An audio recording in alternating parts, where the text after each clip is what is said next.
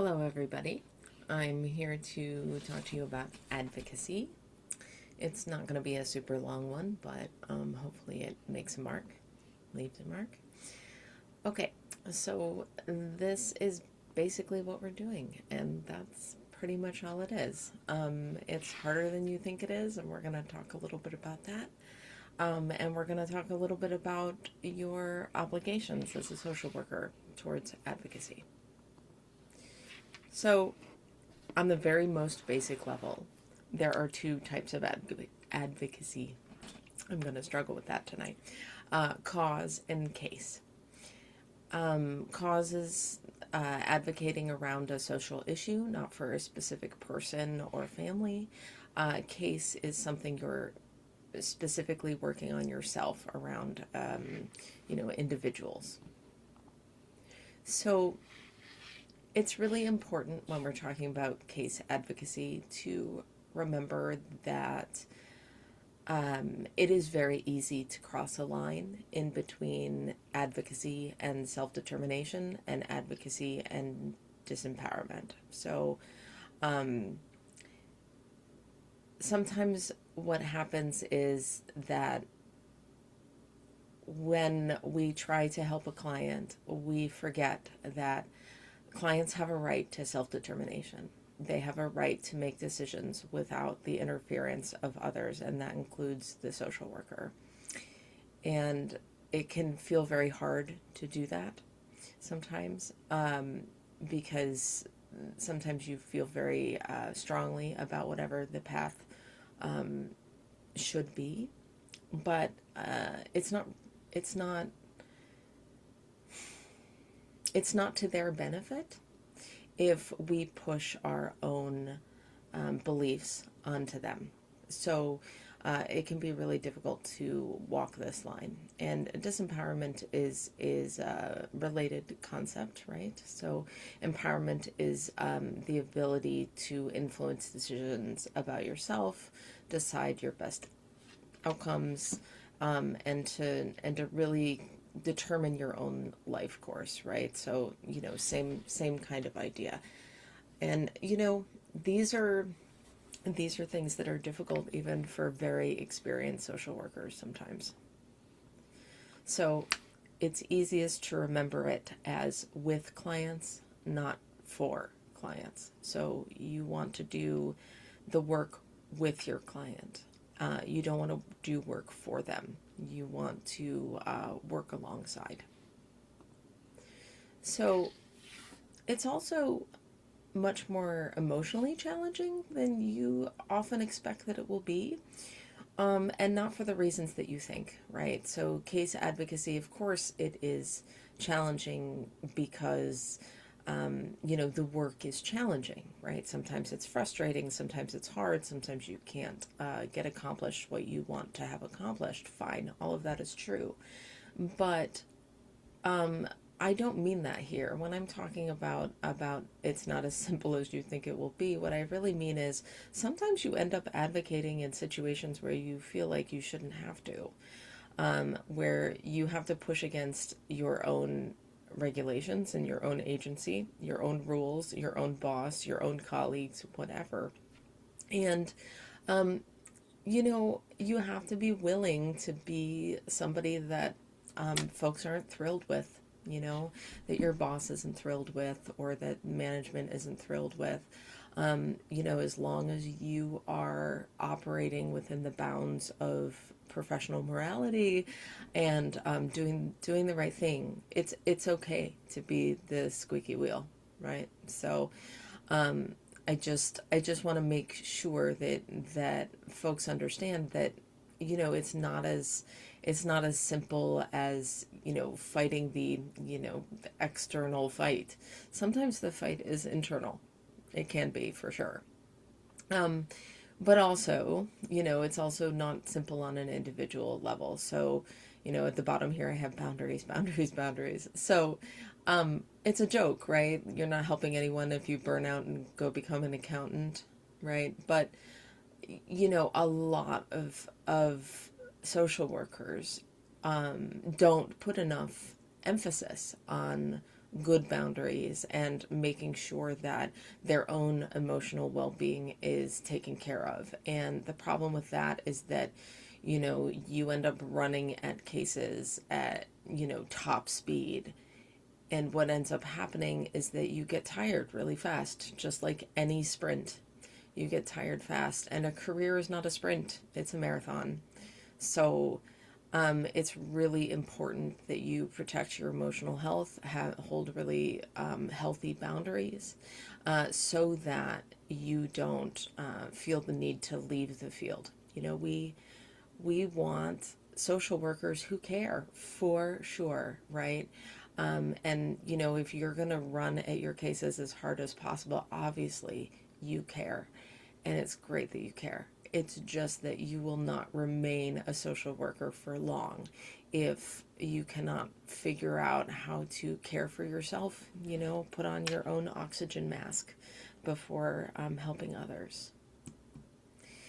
Cause advocacy is different. So you're working to either resolve an existing issue that is negatively impacting the folks that you're serving, or for the next step for progress in supporting a group, right? And so a service might not be available at all, or it might be available but it's hard to access, either because it's physically hard to access, or because it's just not truly available for whatever reason, even though on paper technically it is. A lot of times public benefits fall under this category because, for example, if it's based on the federal poverty line, that's a very, very, very low bar. So it's very easy to miss services that you need because they've been made more difficult by policy. Or it could be that a service excludes an entire group, intentionally or otherwise. A lot of times this is not intentional. A lot of times it's not immediately obvious that something is exclusionary. But when we find something that is exclusionary, even if that was not the intent, it's important to advocate. Okay.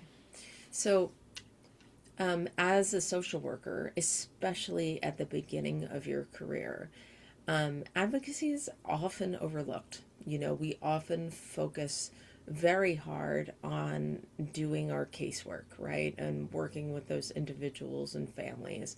And, of course, it makes sense to focus on those things and to sometimes lose your kind of more high level view. But you have to remember that if you're limiting yourself to that sort of case management, one-on-one, kind of one family at a time kind of intervention, you are helping those individual folks, but it is basically, you're bailing out the boat with a teaspoon, right? So cause advocacy is what will make change for entire groups of folks. It is super important to make change on an individual level, and that is so fulfilling, right? But we also have to keep in mind that what we're really trying to do here is work ourselves out of jobs. What we're really trying to do here is to make enough social change so that, we don't need social workers anymore to advocate, right? And of course, we're not going to get there. That's an ideal, but we really want to create a world where these social issues don't exist at all. And if we don't advocate, we're not going to get there. Okay, so I think sometimes people think that cause advocacy involves, going out and picketing and, doing the days at the Capitol where you lobby. You can do lobby days if you want. You can do all of that stuff. But you don't have to. It doesn't have to be a huge action every time. You know, you can make a statement by your own personal choices, by being mindful about where you spend your money, for example, you know, and mindful about what politicians you support, that sort of thing. What I will say is that it is difficult, if not impossible, to do a good job of cause advocacy on this level if you are not politically aware. You have to be aware of the situation around you, both locally and on larger levels, so that you know what to advocate for. What are the issues at hand? What is going on in the larger context that requires your input, right? However small. So, you know, I've put some examples here of, you know, some policies and positions to support, and also some examples of some companies that have been targets of advocacy either currently or in the past. Chick-fil-A, it's a LGBTQ issue there. Target, multitudes of problems with Target, but currently around immigration and raids that they're allowing. Amazon has all sorts of labor issues attached to it. Hobby Lobby, also LGBTQ issues, but also abortion rights. And Walmart falls into every category one way or the other, right? So these are just examples of you know, companies that you want to be wary of. I'm not going to go as far as to say, like, you know, don't shop at Walmart, don't shop at Amazon. I mean, it is no accident that some of the most cost-effective retailers are also the ones that are have somewhat problematic politics from the perspective of a social worker. So it's just worth thinking about, and it's worth thinking about what those dynamics are, right? Why is that the case? That's a conversation for a different day for sure, but it is worth thinking about. Okay, so one of the things that you really need to be a good cause advocate, like I said very briefly on the last slide, is to remain engaged, right?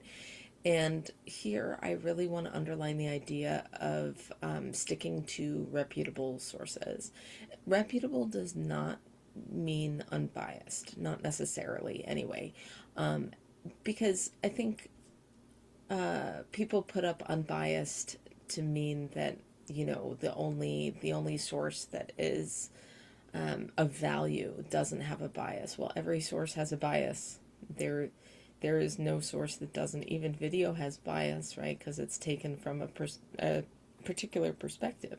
So we have to understand that no matter what we do, there's going to be bias in the information that we consume. So we have to decide on what measures we're going to decide what's reputable and what is not.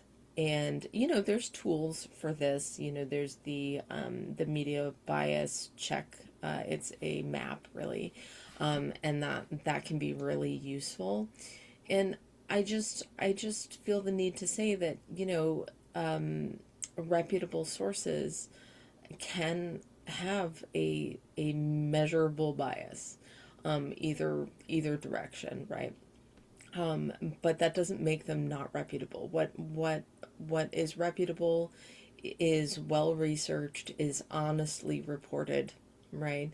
That nobody's making up any, you know, flexible facts, right?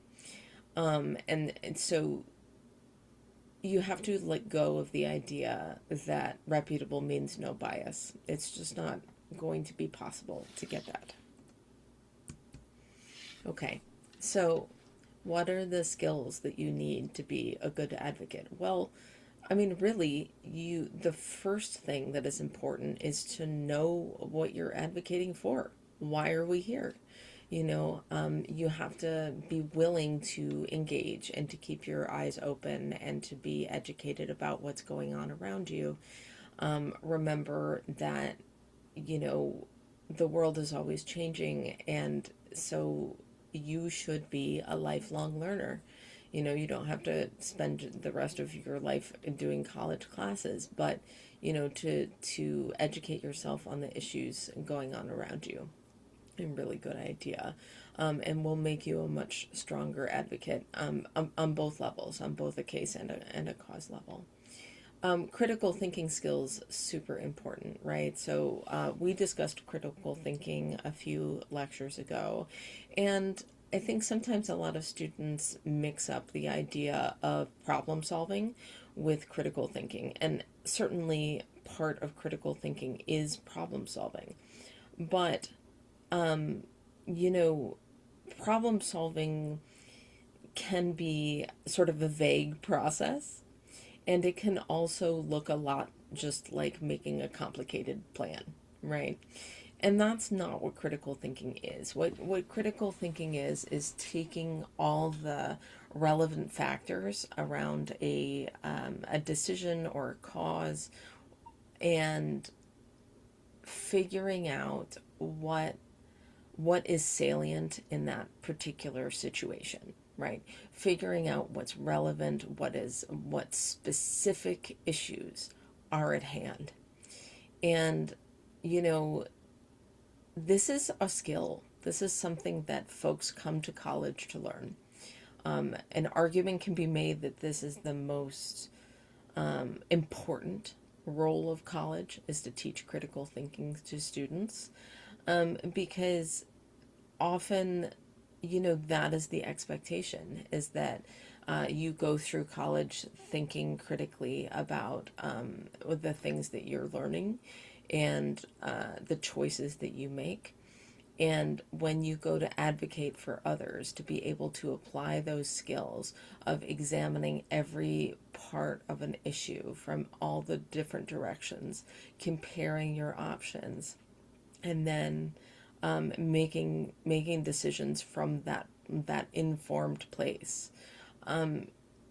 That's challenging. That's really hard to do, and it takes practice, right? But the putting in the effort to learn how to think critically is really important for being a social worker in general, but also for being a good advocate. A level head. So, you don't have to be unconscious. You don't have to be a Vulcan, but you want to keep a level head. You don't want to be easily goaded into getting hot under the collar, right? Um, Fiery, table banging rhetoric absolutely has its place, but it is not as useful usually as making coalitions, right? For finding allies in your cause. And what's interesting about this is that if you come at advocacy with a level head, you will find yourself with allies you did not expect, who also have level heads, and they might not agree with you, but that you can have a reasonable conversation with each other, which is, more and more difficult as, we're working our way through this specific historical moment. But keeping that level head is really important, because you're not necessarily going to convince anybody of anything, but what you can do is you can demonstrate that you are a serious person who has thought through the issues at hand in a careful way. And it is very hard to do that when you are pounding the table.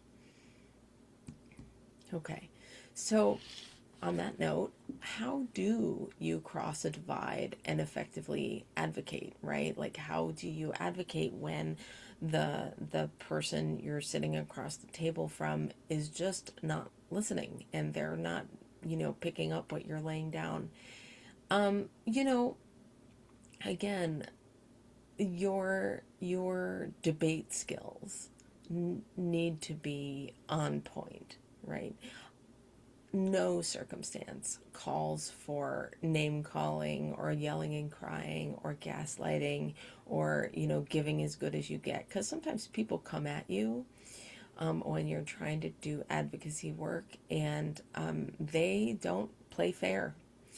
And it it is important to maintain that kind of professional distance from getting kind of down in the dirt with them. Um, Strong advocates always make sure that they're keeping measured responses, because that's the only way anybody's going to listen to what you have to say. Shouting has no impact on most people. So certainly, being persuasive involves, being able to craft a strong argument, being able to repeat the facts that you know. Absolutely, that's true. But really, is mostly about knowing who your audience is. It's mostly about knowing the motivations of the people that you are talking to, what drives them to the position that they're holding. How can you get your advocacy done while also navigating their motivations, right? And so it can be tricky, and no matter how persuasive you are, no matter how much time you spent on the debate team, sometimes you just don't get there. And, we have to be okay with that happening sometimes. So, in general, right, your job is to help. As I said before, your primary role as a social worker is to address social problems, right? Um, and but you can't do that if you're not emotionally healthy yourself, right?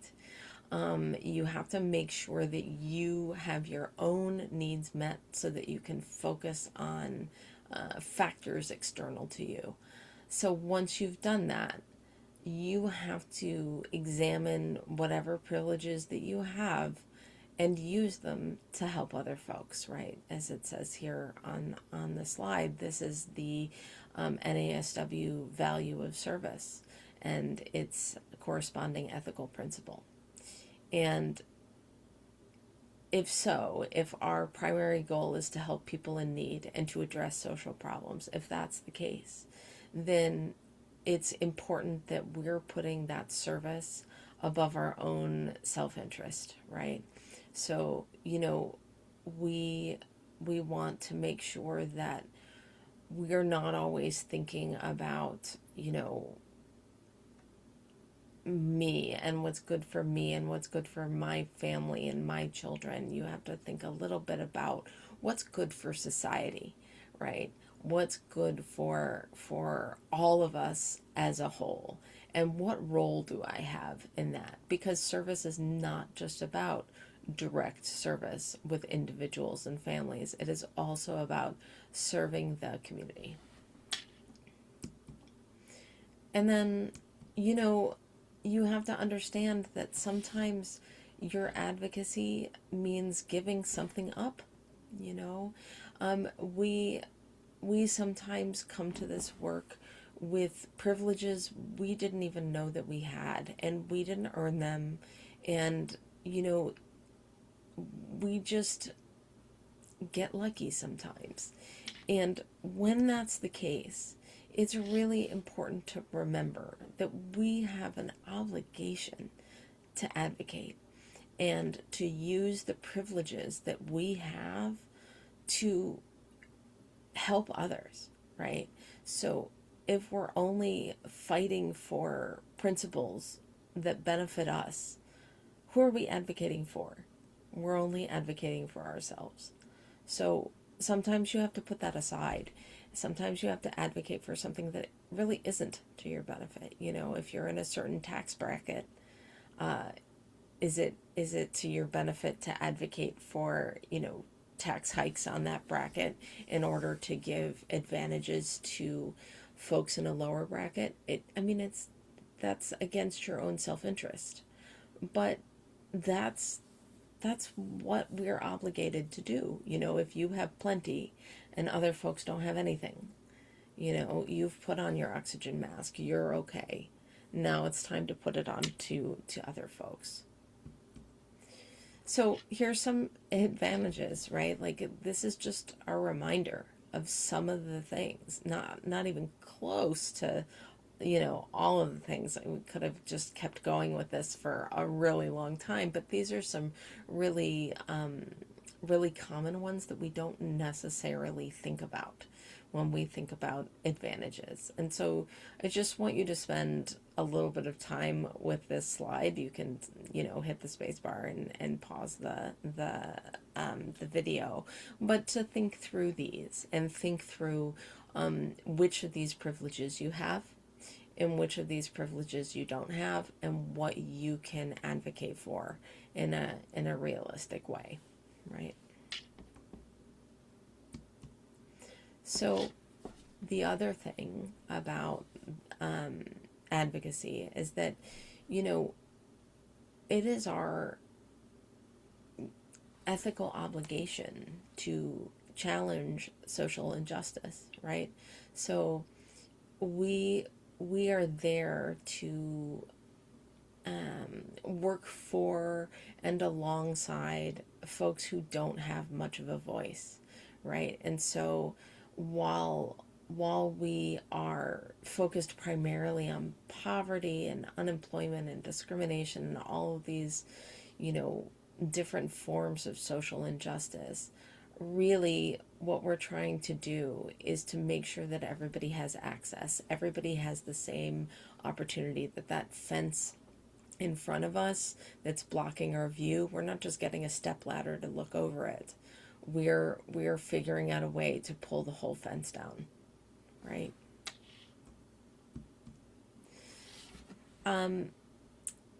I think sometimes people forget that you can make a career out of advocacy, right? So you do not have to do one form of social work, right? There's so many different ways to do this work, and it doesn't always have to look like other people think it's supposed to look. So I put some things here of people who do a lot of advocating, and if it gives you some ideas of what you might do, then all the better. The point of the course is not to make everybody into a social worker. The point of the course is to help people think about, what do I have to offer, and how do I find a path forward for myself that gives me personal fulfillment and also allows me to be a strong advocate for others. So, as I said, that was a short one. That's all we've got for today. And, if you have any questions about this, or, sometimes people have some great thoughts. I really would like to hear what those are. I'd love to hear that from you. All right. Thank you so much. Bye-bye.